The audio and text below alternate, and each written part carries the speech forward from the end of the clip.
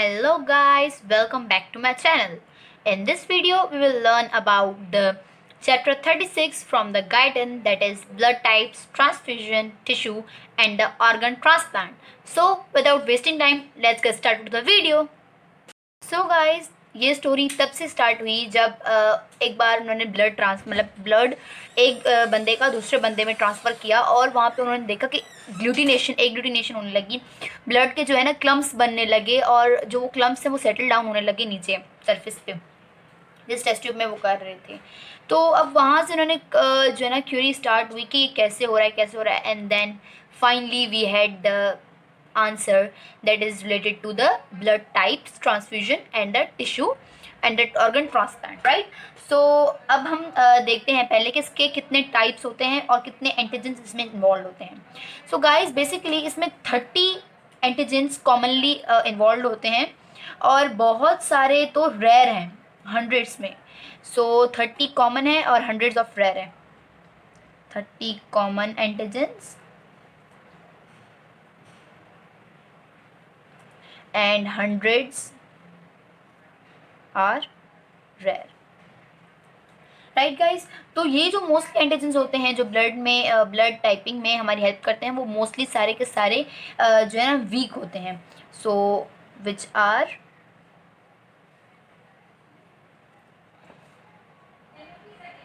Right. सो ये सारे के सारे मोस्टली वीक होते हैं। अब इसमें हम देखते हैं कि कितने जो है ना बेसिकली टाइप्स के होते हैं जो हम लोग नॉर्मल देखते हैं। अब ये जो एंटीजेंस हैं ये 2 टाइप्स के मोस्टली हैं। तो ये है हमारा ए और बी, ठीक है। तो मोस्ट कॉमन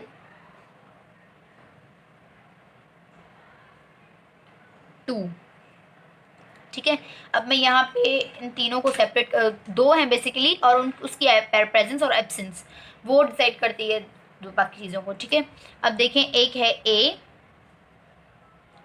और दूसरा है बी। अगर ये दोनों ही हैं तो ए बी, ये दोनों ही नहीं है तो ओ, मतलब 0 या ओ, राइट। तो अब क्या होता है इसमें कि ये जो है ना हमारे एंटीजेंस हैं और जो दूसरे होते हैं वो होते हैं एंटी मतलब के बॉडीज़ जो इससे प्रोड्यूस होते हैं, वो मैं आपको बाद में बताऊंगी। अब ये जो हमारे एंटीजेंस है ना इसको हम लोग और भी एक वर्ड से बोलते हैं, दैट इज़ ए ग्लूटिनोजेंस। सो यहाँ पे मैं लिख देती हूँ 2 एंटीजेंस जिनको हम लोग बोलते हैं ए ग्लूटिनोजेंस,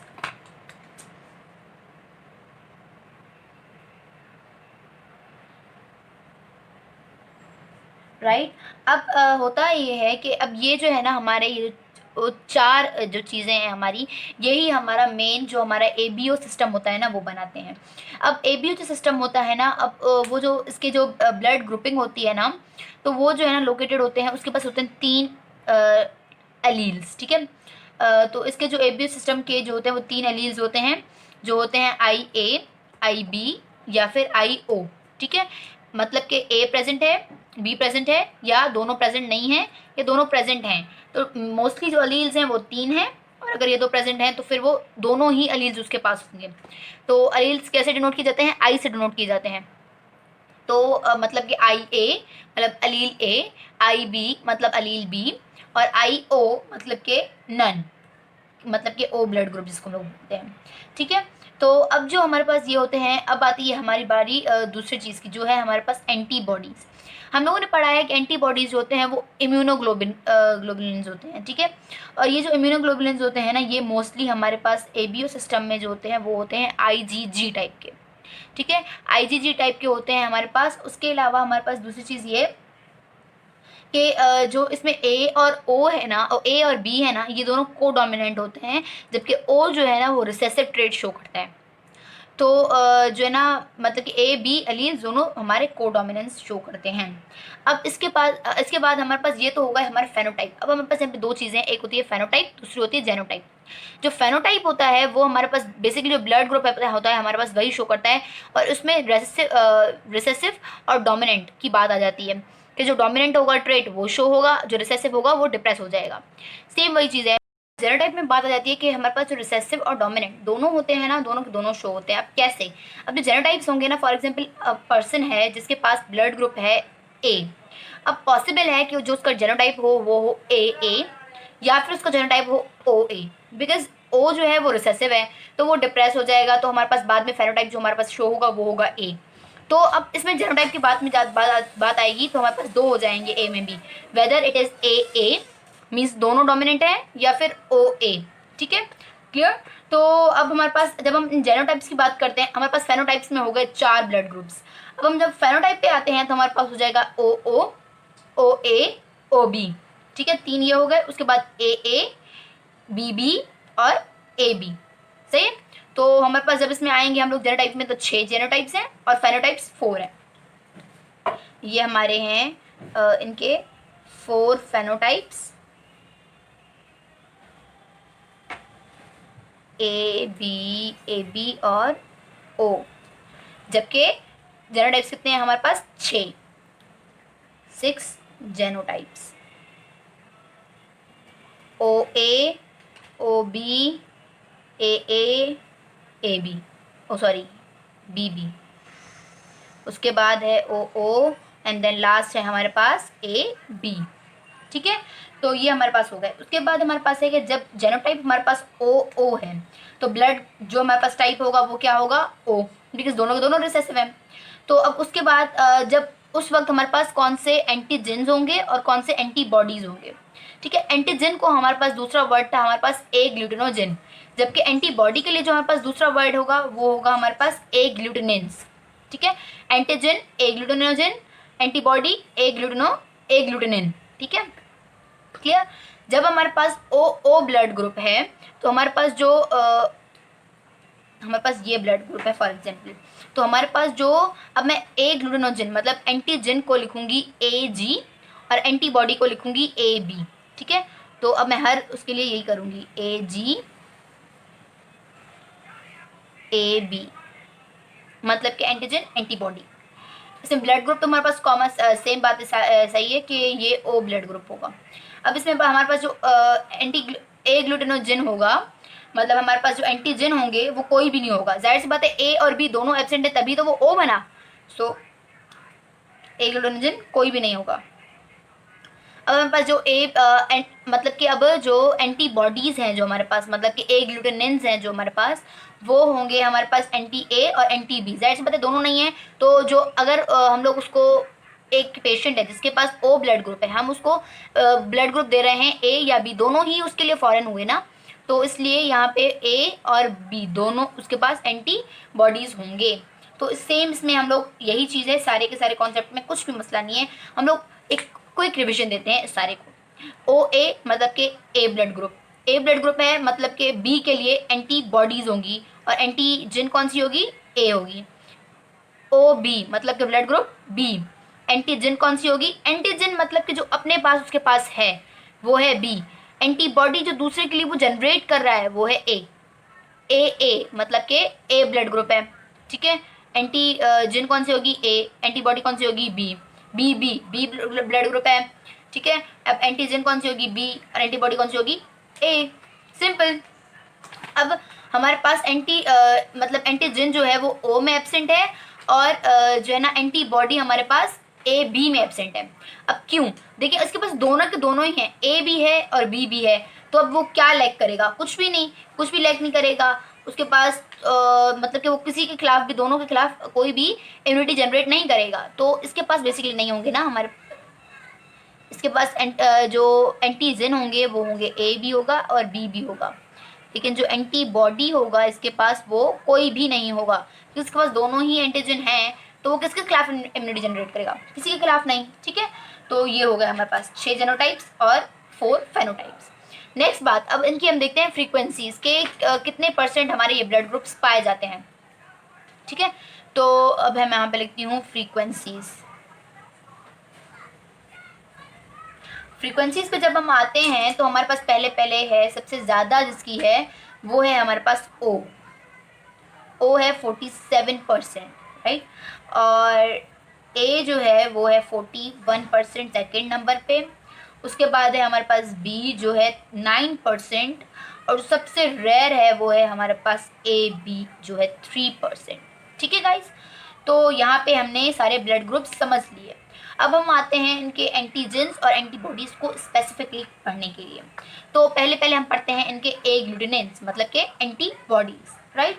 अब क्वेश्चन है कि ऐसा क्यों हो रहा है कि जो एंटीजन है उसके ऑपोजिट वाला एंटीबॉडी प्रोड्यूस हो रहा है। तो बेसिकली इसका जो सिंपल आंसर है वो ये है कि जो एग्लूटिनेंस है हमारे मतलब एंटीबॉडीज़ हैं, उनकी जो जनरेशन होती है वो आफ्टर द बर्थ होती है और वो किसी ना किसी तरह से हमारे बॉडी में इंड्यूस होते हैं through a small amount of किसी फूड के ज़रिए, किसी बैक्टीरिया के ज़रिए, इस तरह से वो एंटर होते हैं, ठीक है। तो इस वजह से जो है ना मतलब कि जो हमारे पास ऑलरेडी एग्लूटिनिन है तो वो उसके जो है ना अपोजिट बनती है हमारे पास, सॉरी एग्लूटिनोजिन है जो उसके अपोजिट बनती है हमारी एग्लूटिनिन, राइट। अब उसके बाद हम आते हैं कि जो है ना अगर कंसंट्रेशंस पे आते हैं अब हम इनकी कि जो है ना एग्लूटिनिन की कंसंट्रेशन कैसे मतलब क्या है और किस स्टेज पे क्या होती है।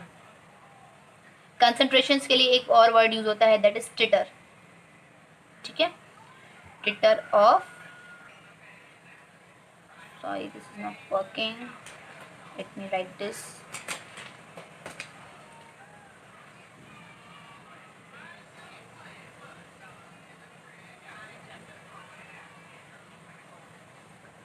अब हम जब पहले देखेंगे तो जो हमारे पास इन्फेंट में मतलब के जो after the birth 2 to 8 month का जो इन्फेंट है हमारे पास, उसके पास जो है ना वहाँ पे उस स्टेज पे जो है ना एग्लूटिनिन प्रोड्यूस होना शुरू होती हैं। तो प्रोडक्शन स्टार्टेड जब वो 2 to 8 मंथ का होता है, सही है। उसके बाद जो मतलब जो इन्फेंट है वो बढ़ना शुरू हो जाता है, मतलब उसकी ग्रोथ होती है, डेवलपमेंट होती है। अब होता ये है कि जाहिर सी बात है जब ये मतलब प्रोडक्शन स्टार्ट होती है तो वो ऐसे स्टार्ट होती है, मैंने जैसे आपको पहले बताया कि जो एग्लूटिनिन्स हैं हमारे पास वो बिल्कुल ऑपोजिट पैदा होंगे एग्लूटिनोजिन के, ठीक है। तो बस सही में, और जब ये बच्चा जो है जो हमारे पास जो बेबी बॉर्न हुआ है वो जब 8 to 10 ईयर्स का हो जाएगा तो इसकी जो कंसंट्रेशन होगी वो मैक्सिमम हो जाएगी।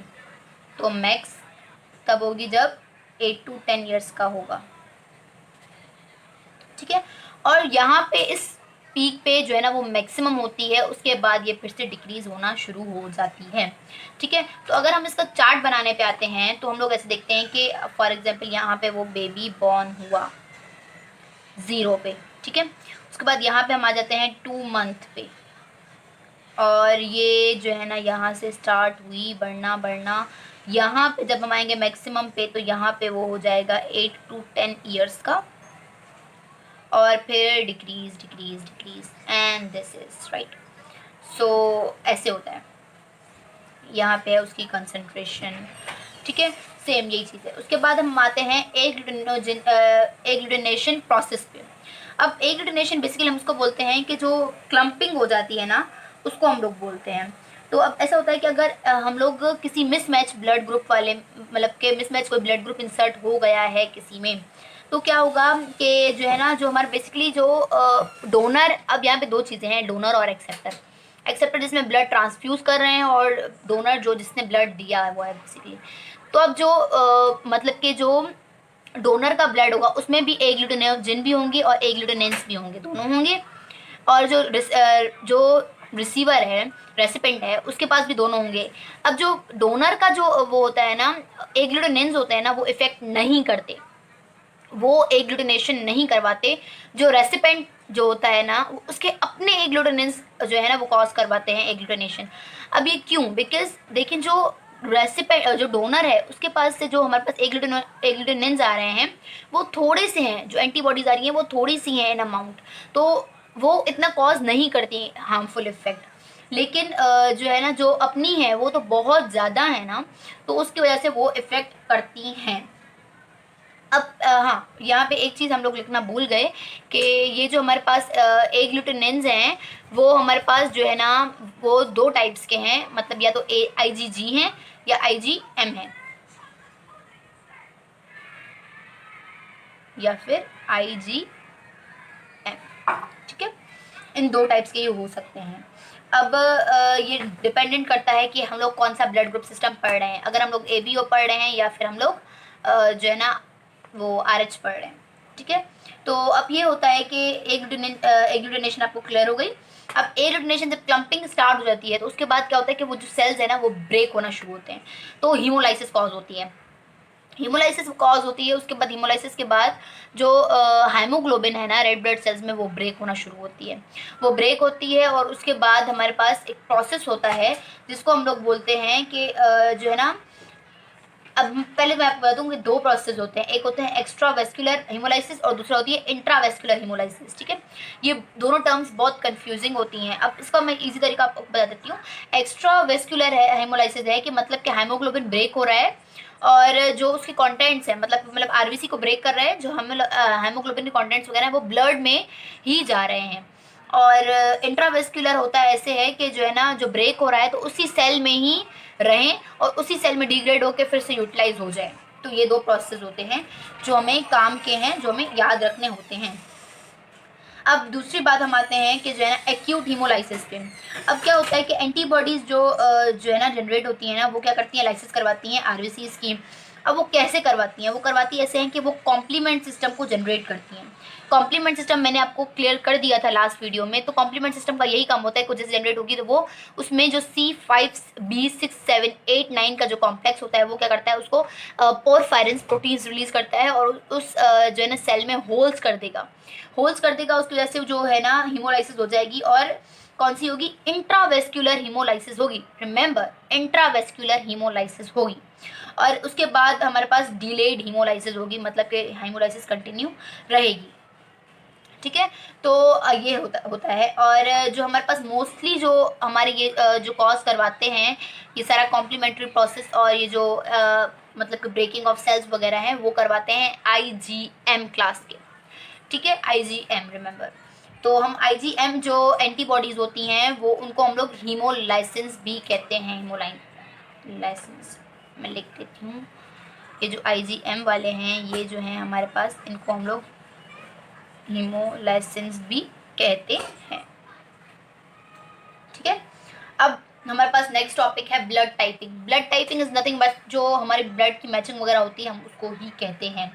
तो ब्लड टाइप मैचिंग को या ब्लड टाइपिंग, ब्लड मैचिंग, ये दो टर्म्स हम लोग यूज़ करते हैं फॉर मतलब कि मैचिंग ऑफ द ब्लड के लिए। अब ये होता है कि जो है ना, इसमें पर्सन का ब्लड लिया जाता है, उसको प्लाज्मा से अलग किया जाता है। उसके बाद हम उसको डाइल्यूट करते हैं विद द सेलाइन सॉल्यूशन, मतलब कि कोई भी जिसमें जो सेलाइन की क्वांटिटी हो, मतलब कि कोई सोडियम क्लोराइड वगैरह की जो क्वांटिटी हो वो ज़्यादा हो, उस सॉल्यूशन में हम उसको डाइल्यूट करते हैं। उसके बाद क्या करते हैं हम लोग कि उसका जो उसमें हम लोग एंटी बॉडीज डालते हैं। अब क्या होगा, एंटीबॉडीज डालेंगे तो मतलब कि जो अगर वो ब्लड ग्रुप A होगा तो जो है ना वो क्लम्पिंग स्टार्ट हो जाएगी। बी वाला भी डालेंगे, मतलब हम लोग बेसिकली 3 ड्रॉप्स लेते हैं, ए वाला डालते हैं, बी वाला डालते हैं और फिर एक डालते हैं पॉजिटिव और नेगेटिव के लिए। तो जो है ना बेसिकली ये होता है कि अब ए वाला क्लम्प हुआ तो ए ब्लड ग्रुप है, बी वाला क्लम्प हुआ तो बी वाला ब्लड ग्रुप है, और जो पॉजिटिव नेगेटिव वाला है मैं आपको RX सिस्टम में क्लियर कर दूंगी, ठीक है। तो ये मैं थोड़ा सा प्रोसेस यहाँ पे लिख देती हूँ जल्दी से, ताकि हम लोग अपने नेक्स्ट टॉपिक की तरफ रहें। ये है हमारे पास ब्लड टाइपिंग। गाइज मैं ये पढ़ती जा रही हूँ ताकि बिकॉज मुझे बहुत सारे रिक्वेस्ट आई हैं कि आपकी राइटिंग समझ में नहीं आ रही। I am sorry for that guys, but मैं कुछ नहीं कर सकती इस बात में। I am trying my best, मैं राइटिंग करूँगी ज़रूर, बट जब तक नहीं करी तब तक पढ़ती जा रही हूँ ताकि आप लोगों को समझ आए मेरी बात कि मैं क्या लिख रही हूँ। आप ज़्यादा कॉन्सेंट्रेट किया करेंगे सुनने पे, because study is all about learning, तो आप लोग सीखें। तो अब यहाँ पे हम लोग RBC निकालेंगे पहले, taken RBC taken from patient. उसके बाद उसको हम लोग सेपरेट करेंगे, सेपरेटेड फ्रॉम प्लाज्मा। उसके बाद हम लोग क्या करेंगे, उसको डाइल्यूट करेंगे, ये RBC diluted with सेलाइन solution.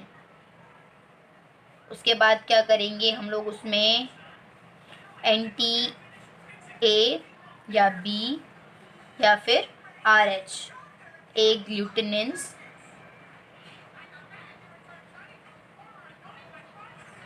Inserted, ठीक है। तो ये होता है हमारे पास ब्लड टाइपिंग या ब्लड मैचिंग। अब हमारे पास आ जाता है सेकंड सिस्टम, जो है हमारे पास RH ब्लड टाइप्स। हम लोगों ने एक इम्पॉर्टेंट पढ़ लिया ABO सिस्टम। अब हम आते हैं नेक्स्ट सिस्टम पे, जो है हमारे पास RH सिस्टम।